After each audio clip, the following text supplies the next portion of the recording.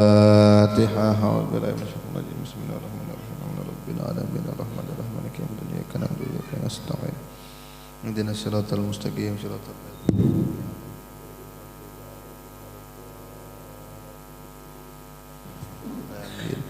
Bismillahirrahmanirrahim. Allahumma inni atatu bi darbillah atuluhu ma sya'allah qufluhu la ilaha illallah babuhu Muhammadur Rasulullah sallallahu alaihi wa alihi wa sallam saqfuhu la hawla wa la quwwata illa billahil aliyyil azim ahata bina Bismillahirrahmanirrahim. Alhamdulillahi rabbil alamin arrahmanir rahim maliki yaumiddin iyyaka na'budu wa iyyaka nasta'in ihdinas siratal mustaqim siratal ladzina an'amta 'alaihim ghairil maghdubi 'alaihim waladdallin amin.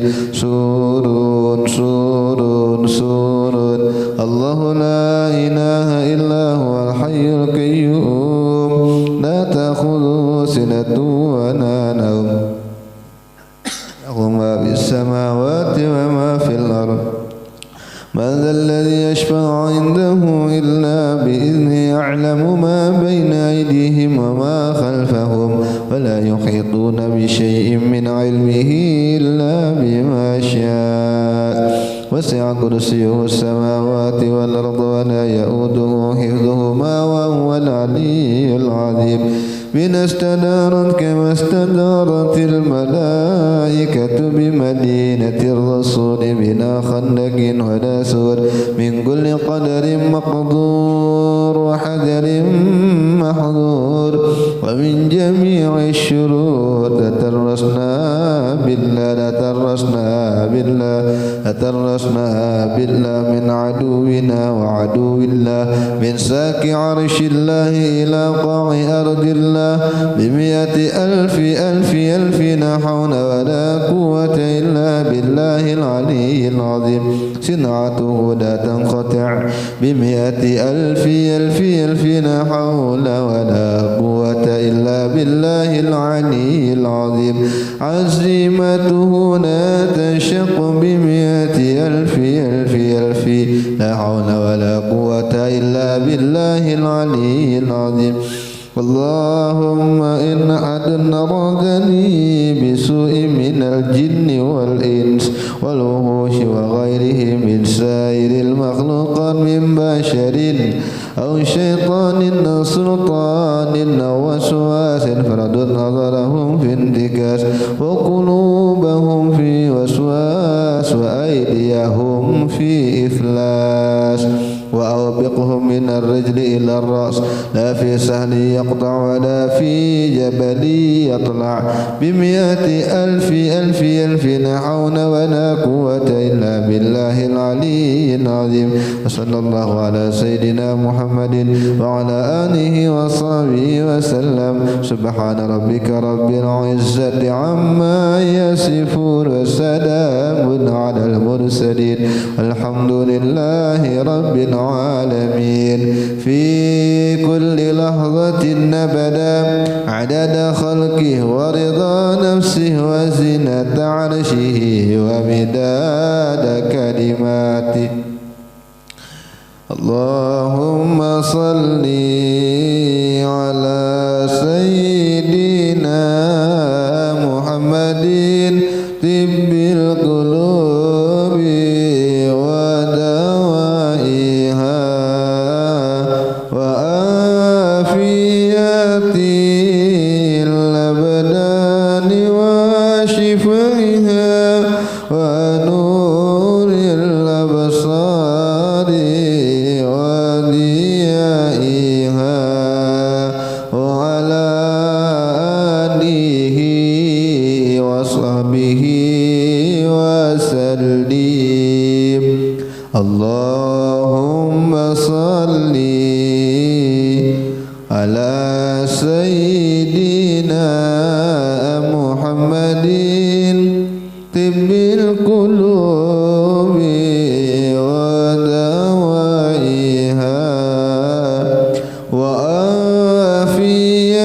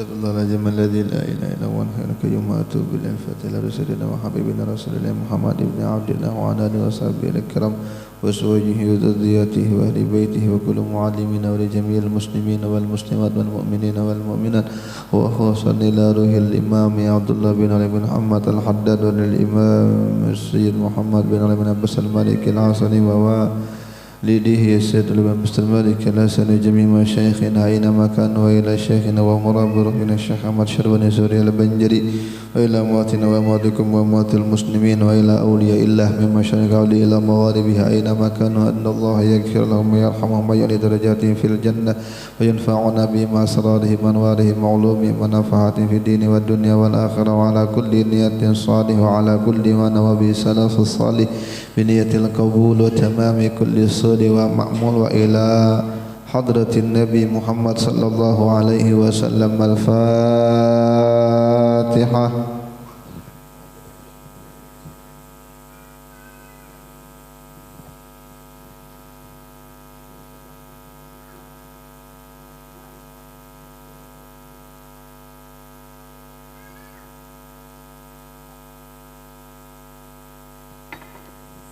Bismillahirrahmanirrahim. وقال المؤلف رحمه الله تعالى ونفعنا به وبعلومه في الدارين آمين. وعن ابن عمر رضي الله عنهما قال, dari Abdullah bin Umar radhiyallahu anhuma, beliau mengatakan akhadha Rasulullah sallallahu alaihi wasallam bimankibayya faqala kun fid dunya ka'annaka gharibun aw 'abiru sabilin. Wa kana Ibnu Umar radhiyallahu anhuma yaqul idza amsayta fala tandiris sabah wa idza asbahta fala tandiril masa fala tantaziril masa wa khudh min sihhatika li maradika wa min hayatika li mautika. Rawahu al-Bukhari wa rawahu Ahmad wa Tirmidzi wa Ibnu Majah wal Baihaqi bi ziyadah wa udda nafsaka min ahlil kubur. Dari Abdullah bin Umar mengatakan, kata Abdullah bin Umar anak Sayyidina Umar, Rasulullah menggandeng pundakku, memegang pundakku. Jadi kata Abdullah bin Umar, Rasulullah memegang pundakku. Lalu Rasulullah bersabda, kun fid dunya ka'annaka gharibun aw 'abiru sabil. Jadilah kamu di dunia seakan-akan bahwasanya kamu itu orang asing, atau di dunia ini hendaklah kamu menjadi orang yang hanya bepergian saja di jalan. Begitu Nabi kasih pesan kepada Abdullah bin Umar, hendaklah hidup di dunia itu seperti orang asing atau hanya lewat saja berjalan.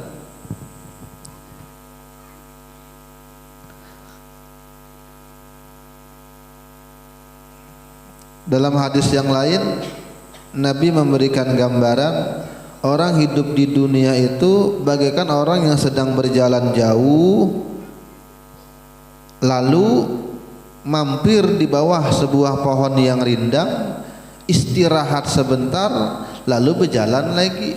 Maka berteduhnya seseorang di bawah pohon rindang itulah umur dunia.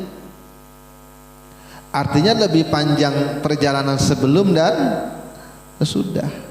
Ya, alamul arwah kita kan panjang sekali. Dari alamul arwah kan dunia ini kan diciptakan sekaligus.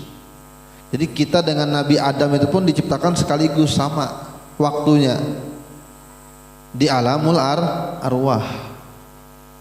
Cuma nanti ketika di dunia menyesuaikan waktu, menyesuaikan waktu. Tapi ruhani itu sudah ada duluan. Panjang tuh perjalanan rohani itu panjang. Sampai akhirnya rohani itu dititipkan Allah Ta'ala di perut seorang ibu ketika bayi sudah mulai membesar, baru mulai bersatu antara ruh dan jasad. Padahal ruh sudah lama jalannya. Nah, ketika ruh dan jasad bersatu, inilah alam dunia sebentar saja. Karena jasad itu akan rusak, ruh itu akan berjalan lagi.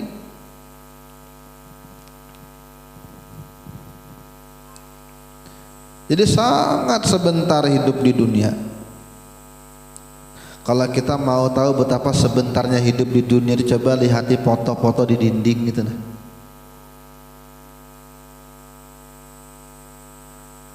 Foto pengantenan dipajang, rasa semalam kawin, rasa utuh orangnya, ternyata di foto itu satu hilang sudah.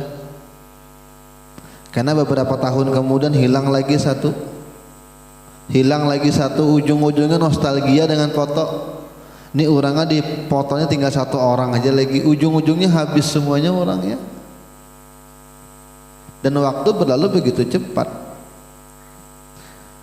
Maka Abdullah bin Umar setelah mendengarkan sabda Nabi ini, beliau berpesan kepada orang-orang yang mendengarkan beliau, apabila kamu berada di waktu sore, jangan tunggu waktu subuh.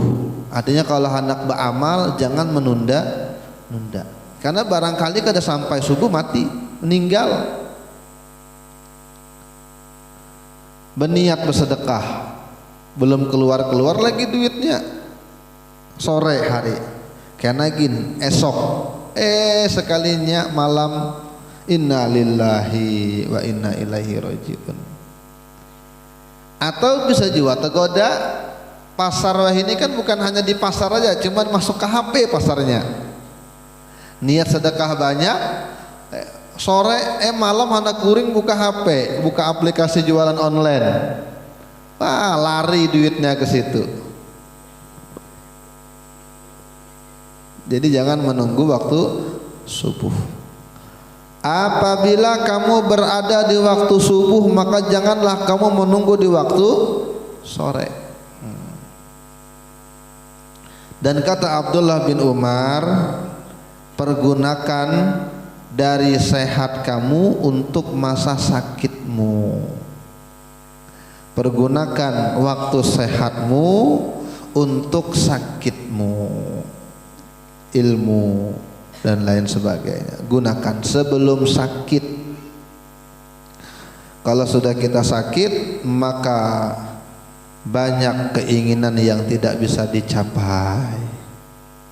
Kalau sudah sakit, baru hendak belajar, kemana belajar, sudah garing awak. Kalau sudah sakit hendak berziarah, susah, terbatas. Jadi mumpung sehat. Wa min hayatika limautika, dan pergunakanlah masa hidup kamu untuk masa kematian kamu. Mumpung masih hidup, banyaki amal. Mumpung masih hidup, cari orang supaya jangan lagi bermusuh. Mumpung masih hidup, hilangkan dendam. Apabila mati, nasi sudah menjadi bubur, hilang kesempatan. Betapa banyak orang yang sudah meninggal dunia, mau lagi kembali ke dunia hanya untuk beramal soleh. Karena setelah meninggal dunia tidak ada lagi waktu beramal, hanya waktu menikmati saja. Wa anhu radhiyallahu anna Rasulullah sallallahu alaihi wasallam qala, mahakku mri'in muslimin lahu syai'un yusifihi yabitu lailatain illa wasiyatuhu maktubatun indahu muttafaqun alaih. Dan dari Abdullah bin Umar juga mengatakan bahwa Rasulullah mengatakan, beliau bersabda, sesuatu yang menjadi haknya seorang muslim, artinya seharusnya dia mengerjakan apa? Sesuatu apa yang dia bisa wasiatkan.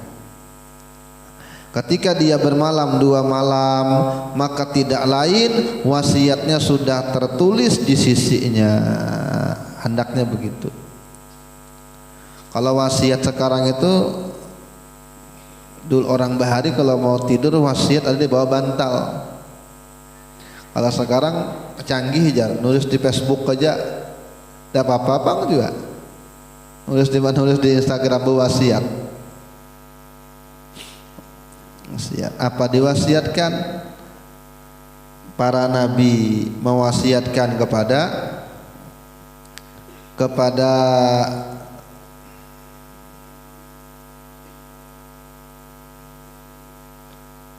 mewasiatkan kepada anaknya. Wa wassa biha Ibrahim.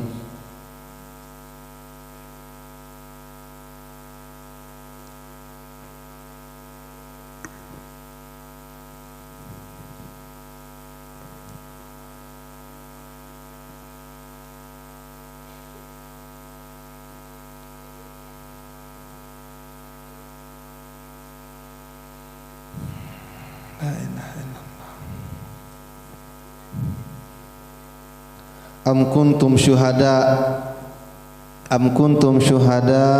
id hadara Ya'qub al-maut id qala li banihi ma ta'buduna mim ba'di qalu na'budu ilahaka wa ilaha abaika Ibrahim wa Ismail wa Ishaq ilaha wahida wa nahnu lahu muslimun.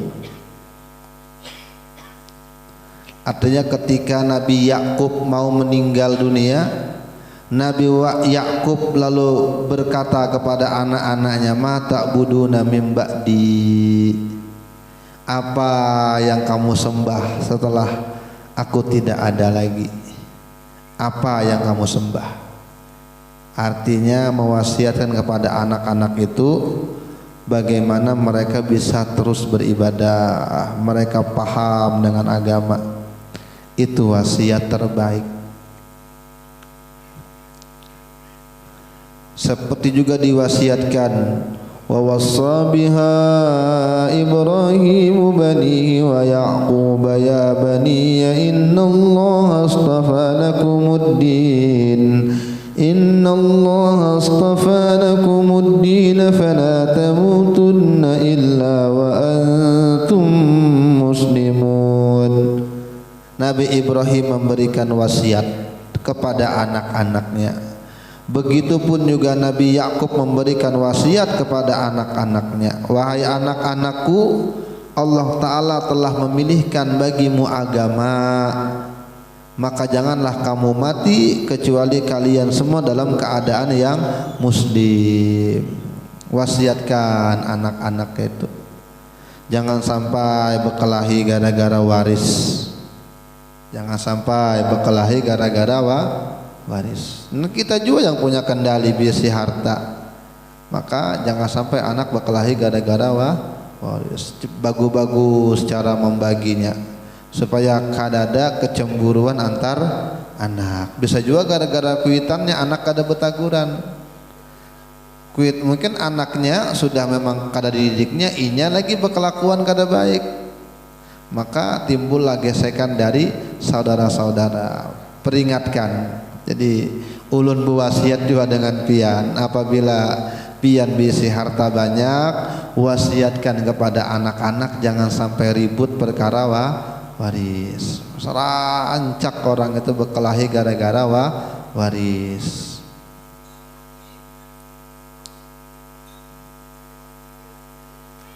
At-targhibu fil istikharah. Sekarang anjuran untuk sholat istikharah.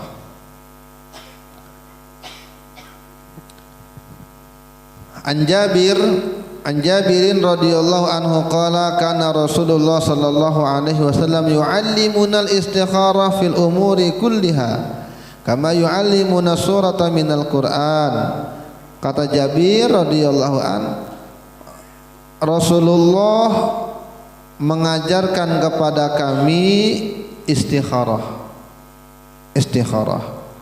di dalam setiap perkara semuanya, seperti mana beliau mengajarkan kepada kami Al-Quran, surah Al-Quran. Apa kata Rasulullah? Idza hamma ahadukum bil amri falyarqa'u rak'atain min ghairil faridah.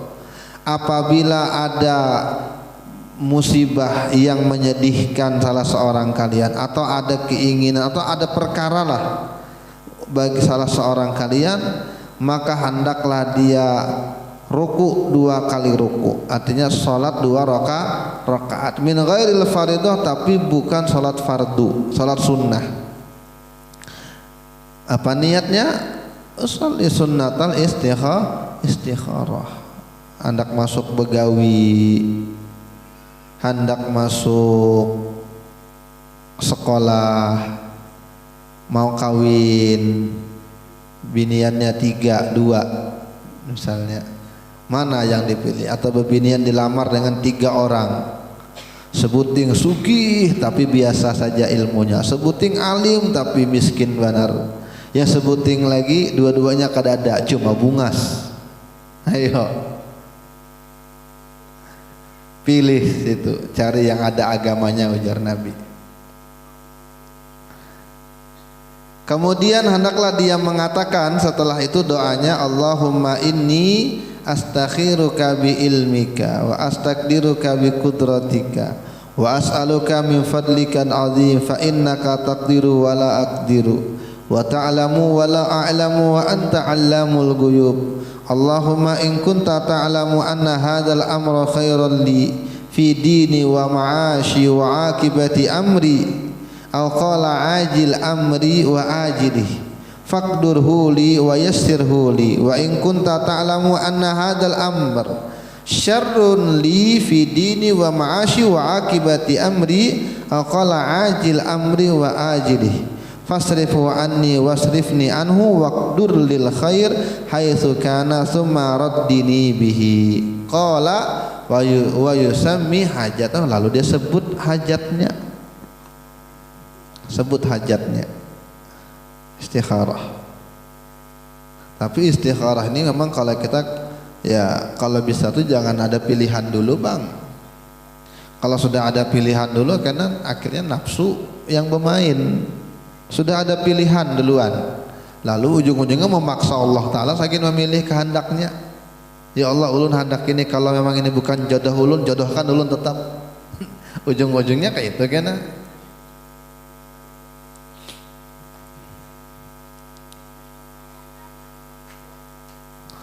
Pasna habis ini karena pembahasannya at-targhibu fin nikah, anjuran untuk menikah. Sima bidzatid din wal bidzatid dinil walud. Terlebih lagi yang memang memiliki agama dan yang subur. Wa fi husnil muasyarah, dan menikah dengan cara yang bagus, pergaulannya yang bagus dalam menikah. Wal adil, dan adil dengan bebinian kalau memang ini poligami. Wal istisabihinna, dan berwasiat kepada bebinian. Qala Allah Ta'ala fankihu ma taba lakum minan nisa'i mathna wa thulatha wa ruba' fa in khiftum alla ta'dilu fawahidatan aw ma malakat aymanukum. Maka hendaklah kalian menikah. Menikah sesuatu yang kalian suka, yang kalian memang lihat dia baik. Dari perempuan 2 boleh, 3 boleh, 4 boleh. Fa in khiftum alla ta'dilu, jika kalian khawatir tidak bisa berbuat adil, maka satu saja, atau budak yang kalian miliki. Artinya ayat ini sebenarnya di ujungnya tuh satu ya. Ayat ini juga turun untuk membela perempuan. Karena kadang ada orang yang memakai ayat ini saking kawin lagi. Nah, ini ayatnya aja. Kada, ayat ini justru turun untuk membela perempuan. Karena ketika sebelum ayat ini turun, bebas menikah tuh mau berapa orang. Ada sahabat Nabi namanya Ghailan. Sahabat Nabi namanya Ghailan. Ghailan ini diisi bini 10 bisi bini. Lalu ketika Ghailan ini masuk Islam, maka yang bini-bini ini 10 orang ini ikut juga masuk Islam. Lalu turun ayat ini, 4 saja paling banyak. Maka Nabi menyuruh Ghailan untuk memilih 4 orang saja. Berarti turunnya ayat ini adalah pembatasan, bukan penganjuran. Nah ini perlu dipaham. Karena orang itu pasti mengatakan yang sunnah itu karena poligami. Nah, yang sunnah itu monogami, 1 istri yang sunnah. Kalau yang sunnah itu poligami, kita ini kan dapat pahala sunnah karena kan ada yang wani masih. Ada yang di sini yang bininya 2, 3. Nah, enggak. Cuma kalau kita katakan yang sunnah itu 1 istri, kita dapat pahala sunnah semua di sini yang sudah beristri. Kenapa kita katakan 1 istri yang sunnah? Karena Nabi itu hidupnya lebih lama monogami daripada poligami. Nabi menikah umur 25. Dan Khadijah wafat ketika Nabi itu 10 tahun sebelum pindah ke Madinah atau 11 tahun. Dari 25 ke 40 saja itu udah 15 tahun. Tambah 13 tahun atau 12 tahun tambah. Berapa tuh? 15 tambah 13 28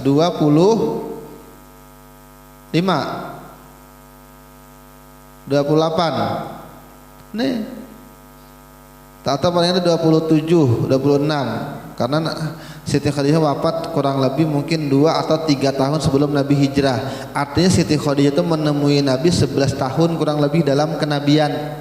15 tahun itu masa kada kenabian karena Nabi kan diangkat jadi Nabi umur 40 tahun. Berarti dari 25 ke 40 ini 15 tahun. Nah ketika Nabi diangkat jadi Rasul itu menemani kurang lebih 11 tahun. Berarti itu tadi kurang lebih 25 tahun, 26 tahun. Itu masa Nabi monogami. Ketika Siti Khadijah wafat, Nabi menikah lagi. Tapi sempat Nabi menduda. Setahun 2 tahun kan Nabi itu menduda karena belum bisa move on ya kita dengan bini. Lalu menikah lagi dengan Saudah binti Zam'ah. Jadi istri kedua bukan Aisyah tapi Saudah. Baru menikah dengan Siti Aisyah dan di Madinah baru dikumpuli. Baru poligami di Madinah berapa tahun di Madinah?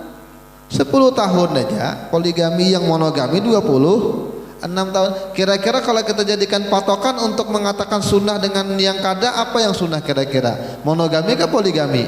Kalau mau fair, kalau mau adil-adilan, maka kita pasti mengatakan yang sunnah adalah monogami, 1 istri. Kecuali karena ada kepentingan dakwah kan sebagainya.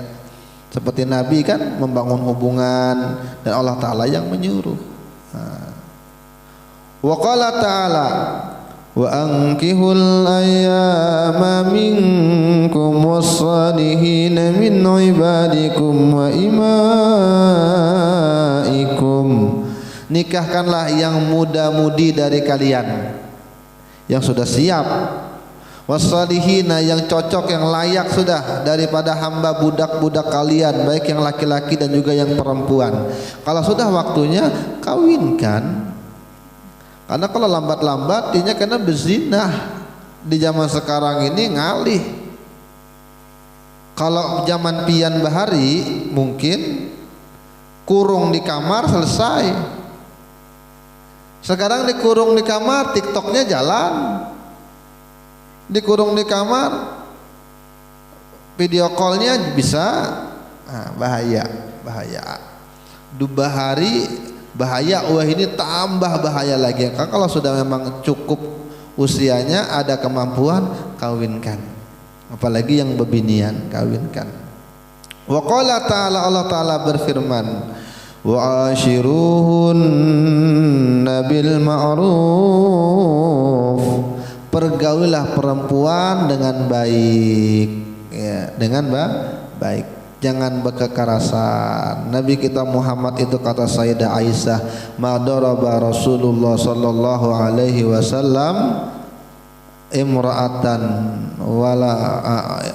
wala khadiman qat. Ma daraba Rasulullah sallallahu alaihi wasallam khadiman wala imra'atan qad. Nabi kita Muhammad itu sama sekali kada pernah memukul istri ataupun memukul pembantu. Tidak pernah. Tidak pernah. Itu kan bini Nabi jar. Kalau bini kita beri muar ya, kada juga. Ya, tergantung kita. Makanya kan ada filosofi hadis. Kalau istri-istri itu tercipta dari tulang rusuk. Tulang rusuknya siapa? Tulang rusuk siapa? Laki-laki. Kalau berarti kalau tulang rusuknya bengkok, maka perempuan juga akan bengkok. Artinya hadis itu gambaran filosofis. Kalau kita baik, insya Allah istri juga ikut baik. Kalau kita taat, istri juga akan taat. Karena istri tercipta dari tulang rusuk. Itu pemahamannya. Bukan berarti perempuan itu diciptakan dari tulang rusuk. Kita kada ya. Para mufasir kadang mengatakan seperti itu, yang lebih tepat, yang lebih kuat kayaknya pandangan kami. Perempuan itu bukan, Hawa itu bukan tercipta dari tulang rusuk, bukan. Sama-sama dari bahan yang satu, min nafsi wahidah. Cuma diibaratkan tulang rusuk itu karena memang perempuan itu akan mengikut kepada tingkah laku suami. Kalau kita laki-laki baik, binian baik. Ya. Makanya kan ulama, siapa diantaranya, Imam Qadiyat itu mengatakan, aku tahu kalau aku tuh punya salah dengan Allah Ta'ala dan dosaku kada diampuni lagi. Aku lihat biniku kalau ngalih diatur, pembantuku ngalih diatur, kendaraanku susah diatur, maka berarti ini aku ada salah dengan Allah Ta'ala. Ketika aku istighfar, aku pun tahu ketika dosaku diampuni. Ketika istriku mulai enak diatur, berarti dosaku diampuni.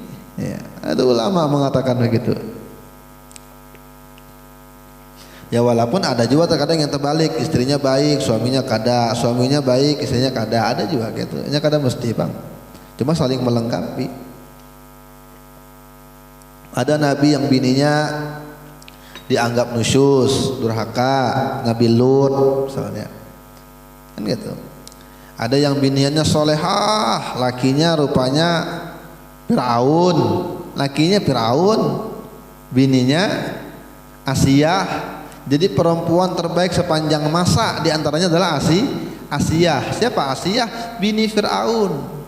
Yang bini solehah, beriman, yang lakinya ngaku jadi Tuhan. Ada juga macam itu.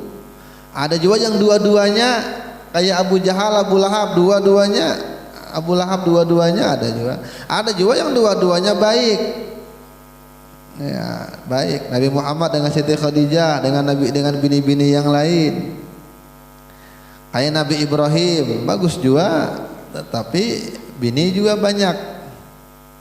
Nabi Ibrahim itu punya bini berapa? Berapa bini Nabi Ibrahim? Ada yang mengatakan 4. Sarah dengan Hajar iya, tapi ada lagi namanya Konturoh. Ulun kada ingat ada satu lagi namanya. Nah Konturoh ini karena yang banyak berketurunan orang-orang Asia, orang-orang Asia.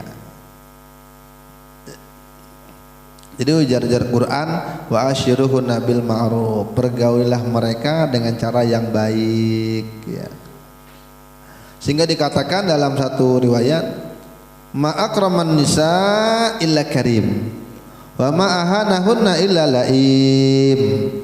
Tidak ada yang memuliakan perempuan kecuali orang itu orang mulia, dan tidak ada yang menghinakan perempuan kecuali laki-laki hina ya.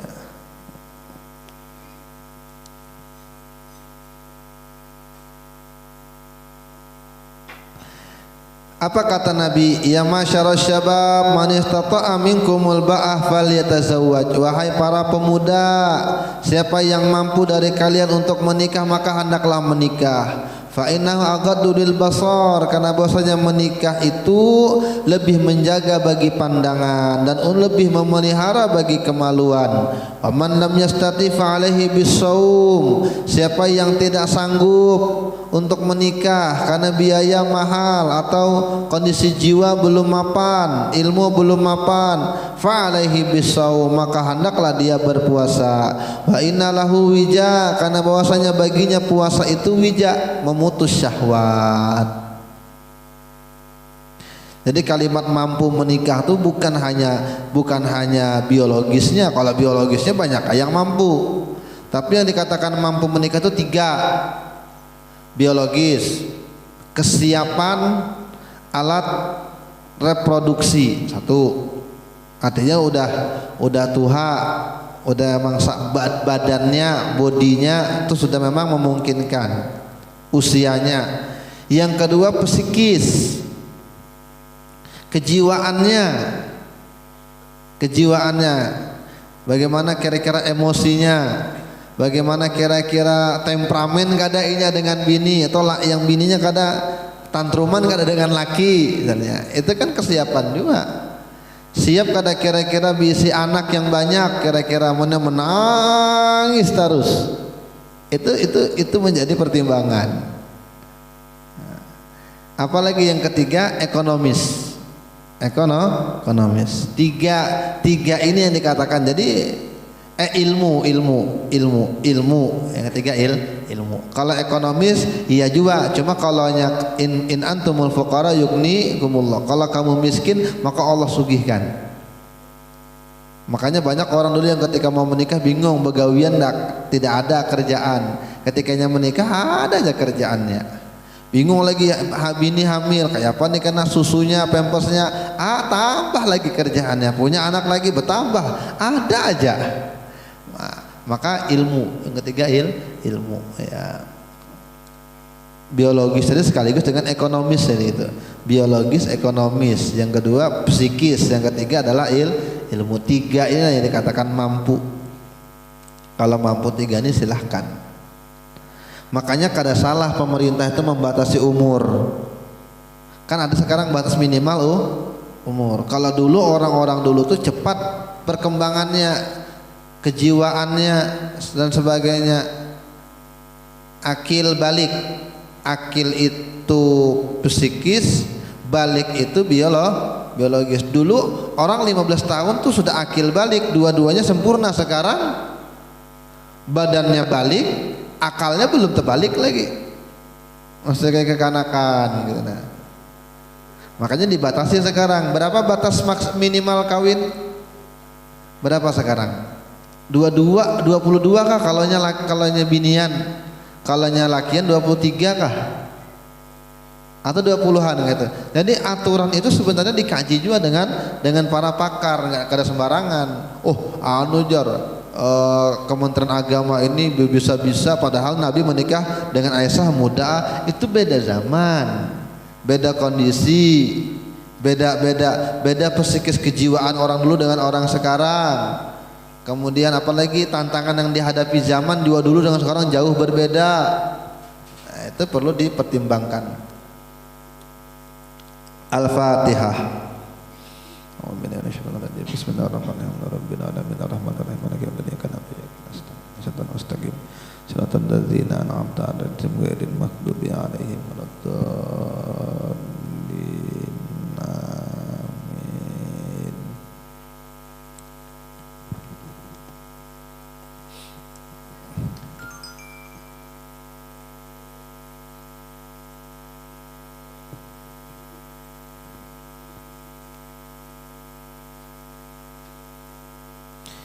Nah, ada penelitian kenapa perempuan itu sekarang juga ada peraturan nikahnya di atas 20 tahun dibatasi. Ada yang sebelum itu 19, 18, betul benaik lagi.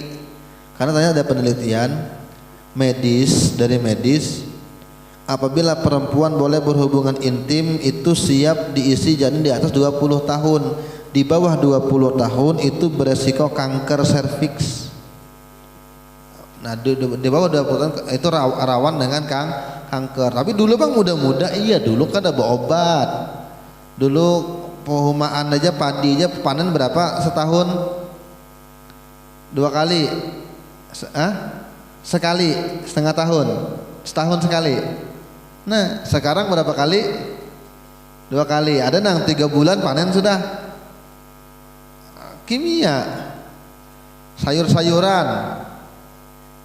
Ada yang sayur-sayuran kada berandak di tanah lagi, di airan aja, air kimia aja tumbuh. Kita makan kayak kebab, kita makan kayak burger. Tanamannya kada bertanam di tanah lagi, kimia. Makanya ada usia yang itu tepat memang dan sesuai dengan penelitian. Kalau dulu kan orang alami semua. Bismillahirrahmanirrahim.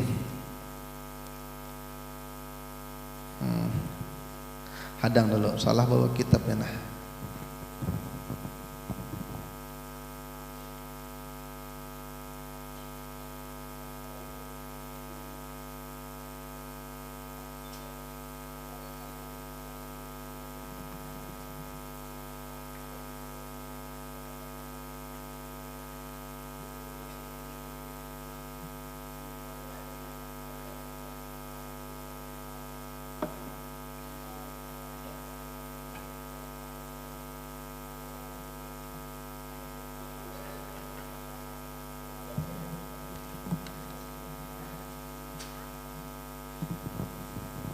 Bismillahirrahmanirrahim. Qala al-muallif rahimahullahu taala wa nafa'ana bihi wa bi ulumi fid dharain amin. Wa 'alaika bi birril walidain. Wajiblah atas kamu berbakti kepada kedua orang tua. Fa innahu min aujabil wajibat. Bahkan bakti itu termasuk yang paling wajibnya kewajiban. Wa iyyaka wa uquqahuma, berhati-hatilah kamu mendurhakai keduanya. Fa innahu min akbaril kabair, karena berdurhaka kepada kedua orang tua itu termasuk sepaling besarnya dosa. Qala ta'ala, Allah ta'ala berfirman, wa qada rabbuka alla ta'budu illa iyyahu wa bil walidaini ihsana. Tuhanmu telah memberikan ketetapan bahwa janganlah kamu menyembah kecuali hanya menyembah kepada Allah. Wabil walidaini ihsana, dan hendaklah kepada kedua orang tua berbuat baik. Al-ayah wallati ba'daha, dan ayat setelah ini sambungannya anishkurli wa liwalidaik. Hendaklah kalian, kata Allah, bersyukur kepadaku dan bersyukur kepada kedua orang tua kalian. Maka kata Imam Haddad, fandur kaifa qaranal amra bil ihsani ilaihima bi tauhidihi wa syukrihima bi syukrihi. Coba bagaimana, perhatikan dalam ayat ini, kata Imam Haddad, Allah Ta'ala itu menggandeng dalam satu pembahasan ayat, satu ayat, untuk berbuat baik kepada kedua orang tua dan bertauhid kepada Allah. Artinya ini digandeng, dan kita disetarakan, walaupun kada setara, cuma disetarakan, digandeng. Itu betapa artinya kedudukannya luar biasa. Bertauhid kepada Allah digandeng dengan berbakti kepada kedua orang tua. Di ayat itu satu ayat gitulah digandeng, suruh untuk bertauhid, suruh untuk berbakti kepada kedua orang tua. Satu ayat berarti dahsyat. Lalu di ujung-ujung ayatnya lagi itu kata Allah Ta'ala, bersyukurlah kepadaku dan bersyukurlah kepada kedua orang tua kamu. Artinya Allah Ta'ala menggabungkan syukur kepadanya dan syukur kepada kedua orang tua dalam satu ayat lagi. Itu hal yang luar biasa. Fa'alaika bibtigha'i mardatiha, maka hendaklah kamu wajib untuk mencari keridhaan keduanya. Wamtisali amrihima, dan menjunjung perintah keduanya, malam yakun maksiyah, selama tidak maksiat. Selama tidak. Jadi kalau maksiat kada ada istilah taat, biar kuitan kada ada. Tidak ada istilah taat. Jadi la ta'ata li makhlukin, tidak ada ketaatan buat makhluk ya. Tidak ada ketaatan buat makhluk fi maksiatil khaliq, dalam bermaksiat kepada Allah yang khaliq. Artinya kalau ada orang siapapun itu, guru sekolahan misalnya, atau guru siapapun, atau kuitan menyuruh tapi itu hal yang maksiat, maka tidak boleh taat. Karena ada kejadian di luar Pulau Kalimantan, santri rupanya anak kiainya mencabuli santri-santrinya, ngambil berkah hajar. Nah, apa berkah diambil? Karena tidak ada ketaatan untuk makhluk dalam bermaksiat kepada Allah. Orang tua pun tidak boleh ditaati kalau perintahnya untuk maksiat, tidak boleh. Bahkan ulama itu membahas orang tua pun kada berhak umpat campur urusan rumah tangga anak. Seandainya ini ada kejadian dulu, ada orang yang bertanya kepada Imam Ahmad bin Hambal,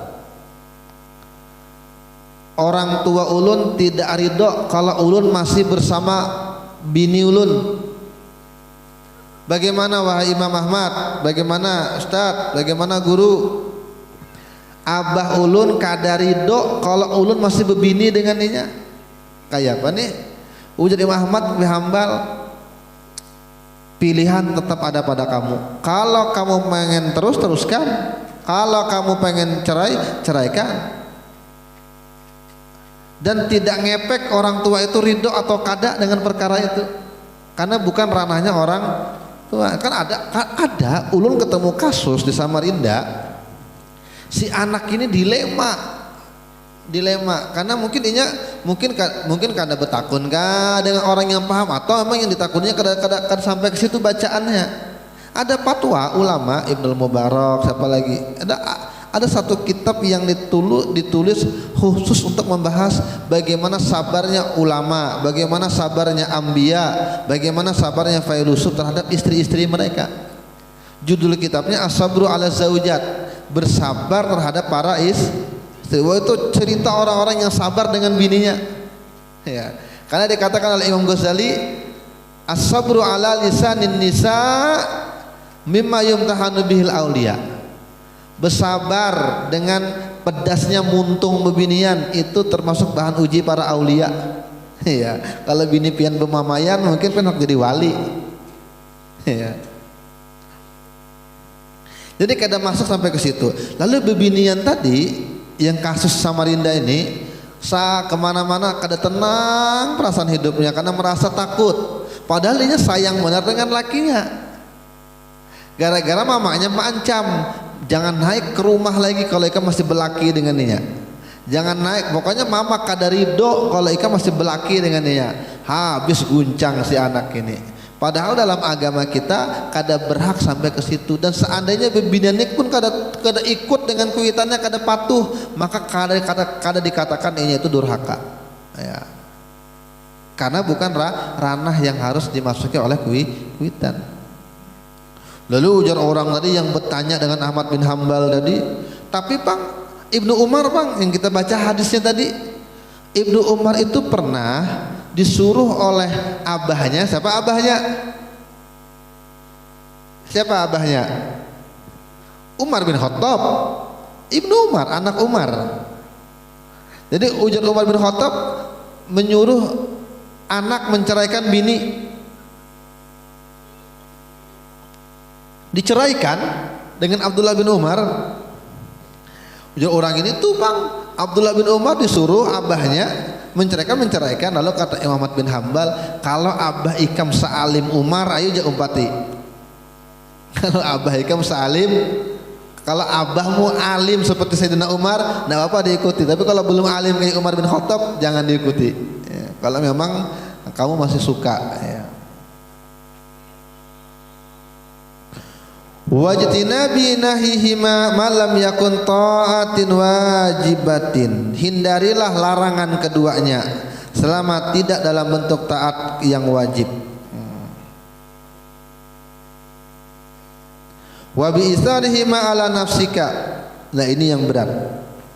Dan dahulukanlah kedua orang tua terhadap dirimu. Terhadap dirimu. Dan ingat, bini itu sama dengan kita. Bini adalah pakaian kita, berarti kehidupan kita dengan bini harus dikalahkan dengan kepentingan orang tua.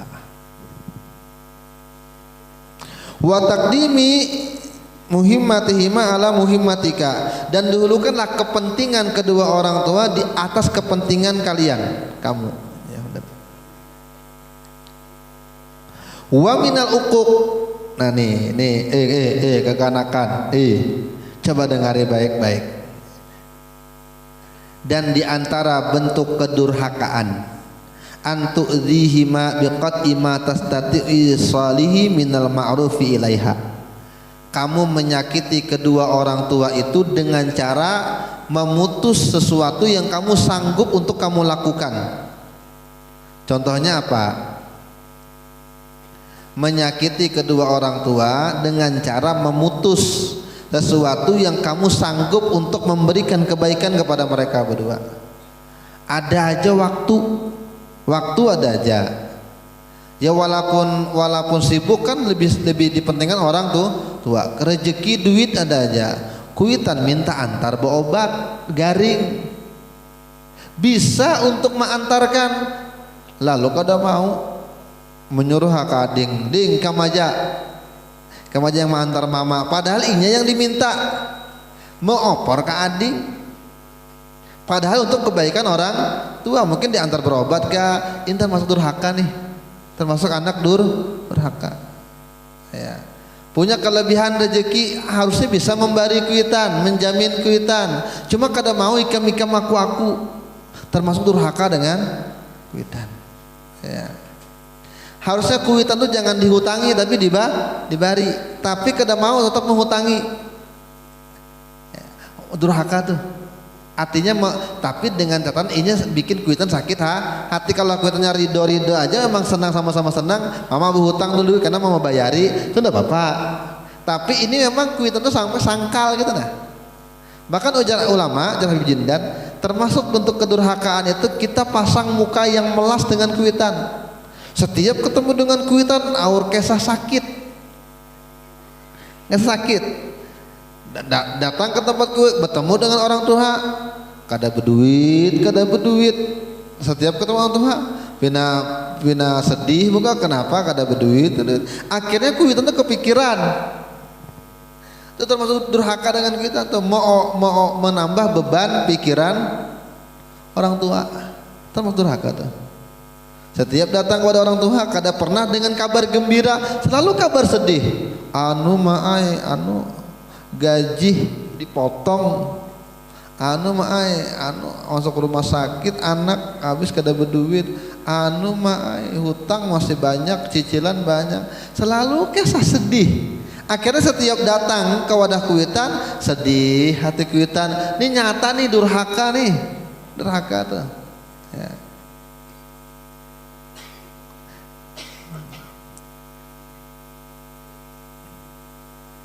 Cuma kuitannya bang, iya juga bang harusnya, karena kan kuitan itu juga bisa durhaka kepada anak. Kan kita sudah bahas tapi itu kan ya. Terkadang anak itu durhaka gara-gara kelakuan itu bisa juga ya. Jadi serba salah. Emang hubungan dua ini harus dibahas secara seimbang. Kita sudah bahas bagaimana kuitan itu durhaka kepada diantaranya kuitan kada mendidik anak. Itu kuitan yang durhaka kepada anak. Cuma Jarsidin, pembahasan dalam kitab, dalam agama kita itu selalu kental dengan orang anak yang bakti kepada orang tua. Kada pernah dibahas orang tua bakti dengan, padahal setara. Artinya ketika anak dituntut untuk bakti, orang tua juga dituntut untuk bakti. Cuma karena orang tua ini natural, walaupun tidak dikasih motivasi, memang orang tua selalu pengen terbaik buat anaknya. Beda dengan anak bisa kada ingat. Maka yang lebih ditekankan adalah bahasan anak bakti kepada orang tua. Dan coba pian lihati, orang nang bakti dengan orang tuanya pasti bahagia hidupnya di dunia. Kalau masalah pasti ada, karena dunia ini kadang mungkin lepas dari masa. Cuma hidupnya kadang sesusah orang lain, barangkali begitu. Tapi kalau orang itu durhaka dengan kuitan, pasti susah hidupnya. Walaupun duitnya banyak, hatinya susah. Walaupun kehidupannya punya jabatan tinggi, kada tenang. Dan termasuk orang tua itu mertua. Termasuk. Jadi coba pian perhatikan, survei saja. Orang yang dengan mintuhannya kada akur, pasti kada bakal nyaman hidupnya. Kada bakal nyaman. Ya. Karena itu janji Nabi yang mengatakan siapa yang berbakti kepada siapa yang durhaka kepada kedua orang tua, maka Allah akan cepatkan azabnya sebelum ia mati, sudah kena duluan.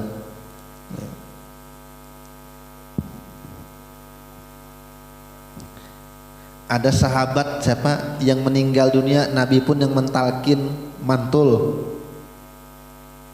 Siapa namanya? Ingat dah. Siapa namanya? Ada ingat kan lah?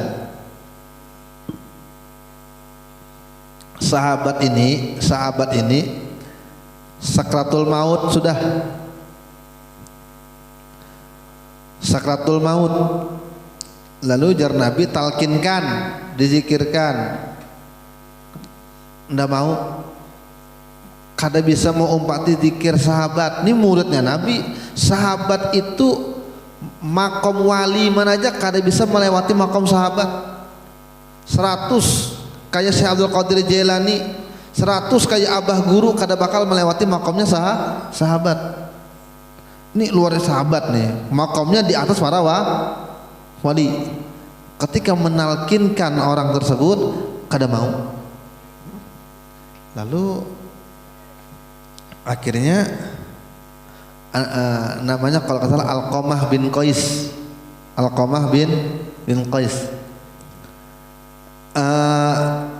Lalu akhirnya Nabi tanya, orang itu sembahyang nggak ada? Sholat nggak? Karena diantara penyebab mati su'ul khotimah yang paling utama tuh meninggalkan sembahyang. Jadi penyebab nomor 1 mati su'ul khotimah itu karena meninggalkan sholat. Itu penyebab paling utama. Makanya Imam Haddad bilang orang tuh banyak su'ul khotimah di rumah sakit. Kenapa? Karena di rumah sakit orang itu banyak ada sembahyang gara-gara alasan sakit, padahal ada cara lain. Tidak bisa pakai air maka tayamum. Dan Nabi sembahyang lah orangnya, sholat lah. Kenapa? Maka susah ditalkin gitu. Dan sahabat yang lain sholat orangnya rajin. Maka Nabi sendiri yang datang ke sana. Nabi ditalkin dengan Nabi la ilaha illallah di telinga. Oh, udah bisa. Dan Nabi ada kan nih orang Tuhannya masih hidup, ada. Coba kata Nabi, suruh ke sini, kalau tidak mau biar aku yang ke sana. Jadi kata Nabi, kalau ini kada mau ke sini ke Tuhan uzur, aku yang datang ke sana.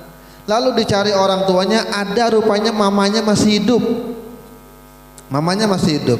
Dipadahkan dengan mamanya, dipanggil oleh Rasulullah. Kalau pian kada bisa, maka Rasulullah yang datang dengan pian. Oh, kada aku yang datang.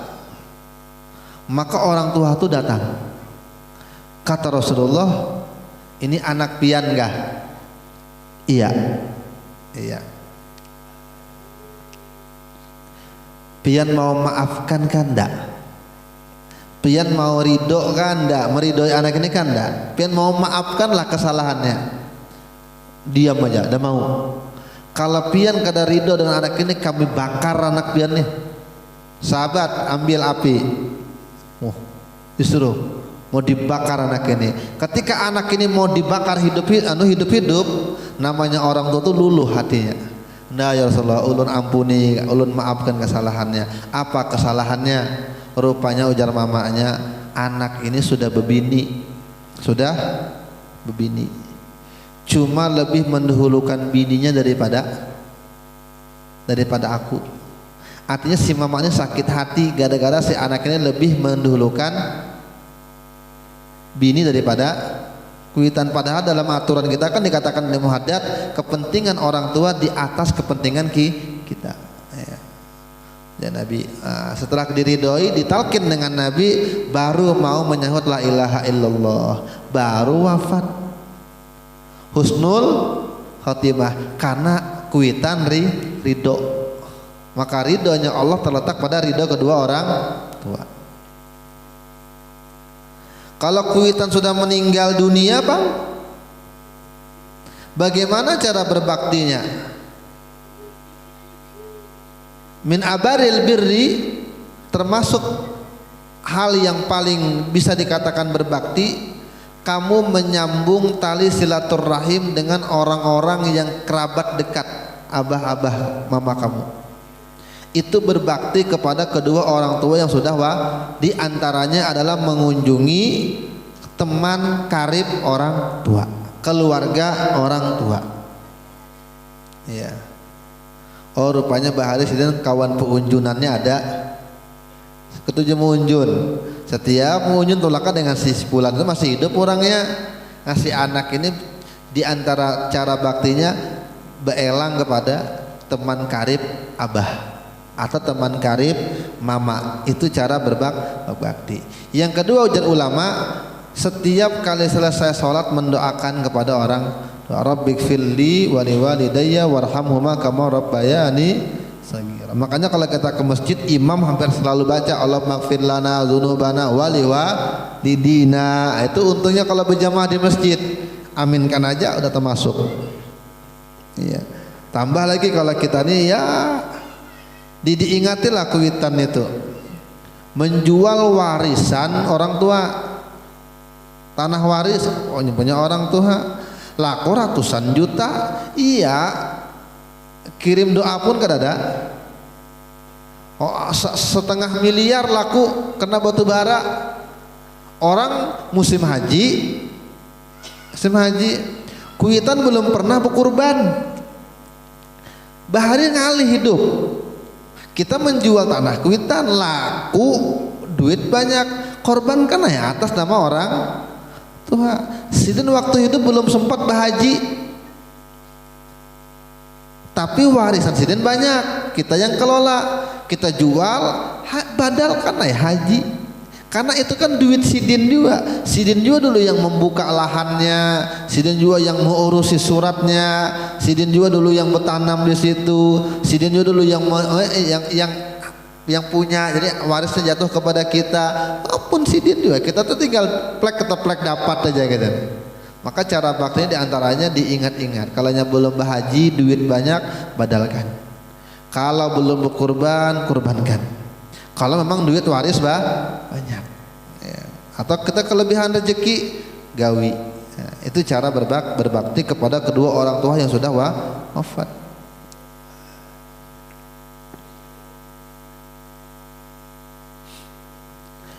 Jadi menahan kebaikan padahal kita bisa memberikan, itu durhaka tuh. Fa kaifa bi taqtibil wajhi wal intihari lahuma, bagaimana lagi dengan muka yang cemberut, apalagi membentak mereka dulu. Datang tuh tadi yang kita kisahkan, datang tuh muka tuh selalu kisah sedih terus, kisah gagal usaha, sedih. Setiap datang ke wadah kuitan selalu meninggalkan kesedihan di hati kuitan. Dan diantaranya lagi kalau ujar abah guru dengari video ada Sidin pakai kisah. Maka kalau datang ke wadah kuitan, apakah dibawa gitu nah, makanan kah dibawa kepada orang tua ya. Kalau sudah mau makan apa, nasi goreng kah malam. Cuma ingati juga kalau kuitannya punya penyakit, jangan di kuitan garing diberikan pantangan, jangan ya. Berikan yang sehat-sehat gitu. Jadi jangan tangan kosong kalau datang kepada kuitan. Itu di abah guru pesannya gitu. Sedikit lagi nah. Faqad qala alaihi salatu wasalam, Nabi kita bersabda, yujadurihul jannah min masirati alfi am. Bau surga itu dicium dari perjalanan 1000 tahun. Belum sampai lagi surganya, 1000 tahun lagi baru sampai. Iya, keciuman surga tuh keciuman dah.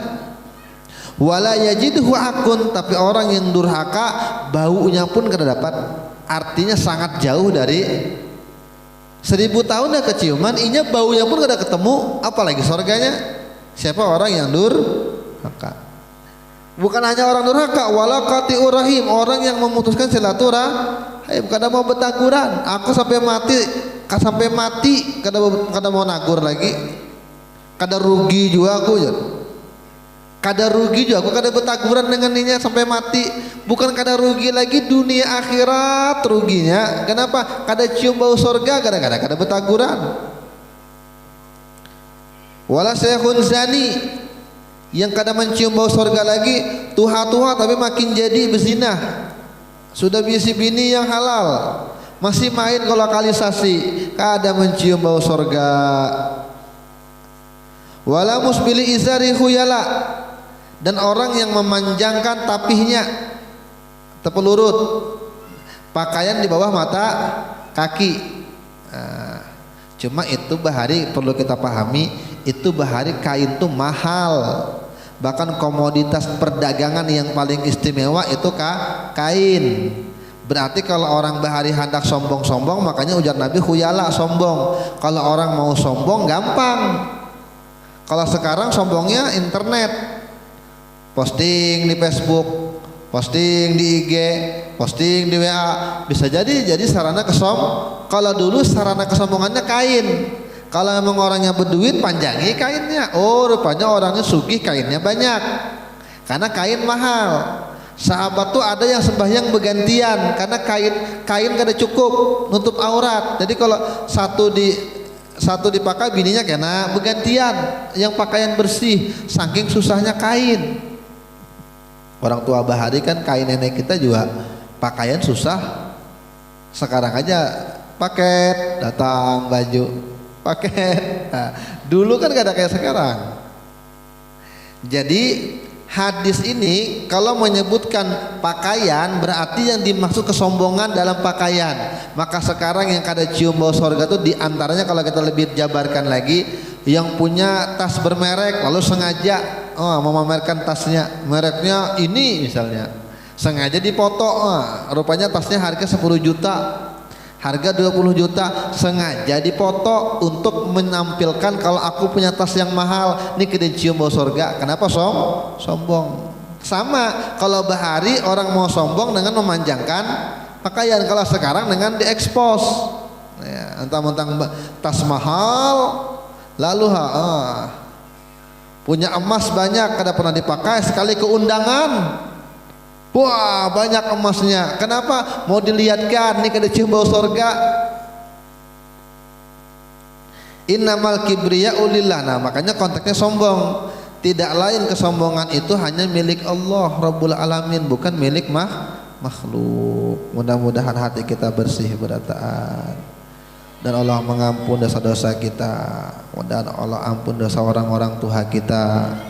Mudah-mudahan dijadikan kita sebagai anak yang berbakti. Mudah-mudahan wafat dalam keadaan husnul khotimah. Al-Fatihah. Bismillahirrahmanirrahim. Ihdinas siratal mustaqim, siratal ladzina an'amta 'alaihim ghairil maghdubi 'alaihim waladdallin.